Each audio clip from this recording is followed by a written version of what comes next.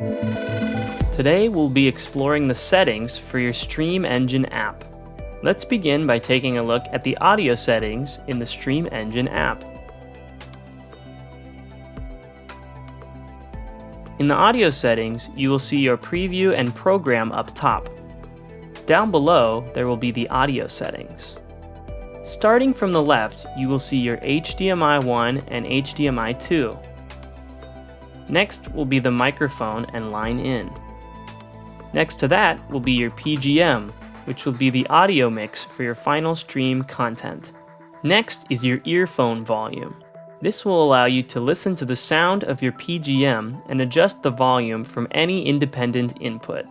That way, you will not have your input volume too soft or too loud. This way, you can fine-tune your input volume for the best balance.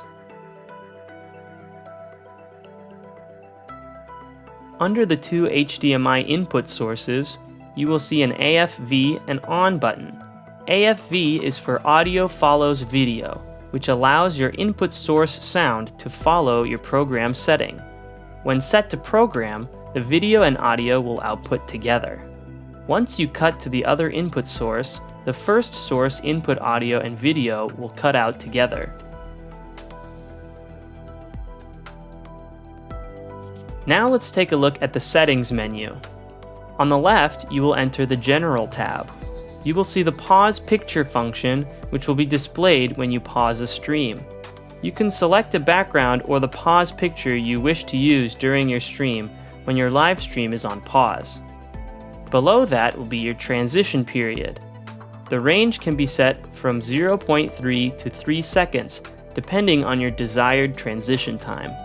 This will set the amount of time it will take to transition between scenes using the auto button. Underneath the transition period, you have your network settings. You can select DHCP or manual. Manual will allow you to input your IP address, mask, gateway, and DNS settings manually. In the next Stream tab, you will have Server 1 and Server 2 available. Each server has the URL and stream key inputs, where you can input the server data for your stream. Please look into the platform you use to find the appropriate URL and stream key required for streaming. This can be for Facebook, YouTube, Twitch, or more. Underneath, there's the option to stream to an external storage. When storing your live stream, you can only stream to one destination server. To store your live stream, click on the External Storage toggle. In the Output tab, you can adjust the streaming resolution. The resolution options allow for 480p, 720p, or 1080p resolutions at 30 FPS.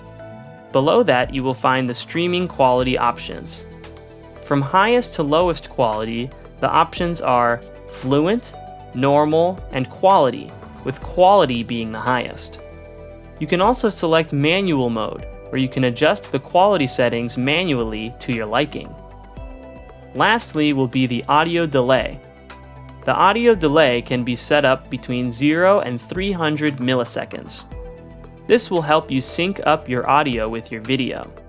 Now we will take a look at the project profiles. Select the menu button on the top left corner and it will display the project's menu. You can create project profiles for various events for the StreamEnjin. This way you can create profiles for various events, without needing to customize and edit everything manually every time you begin streaming.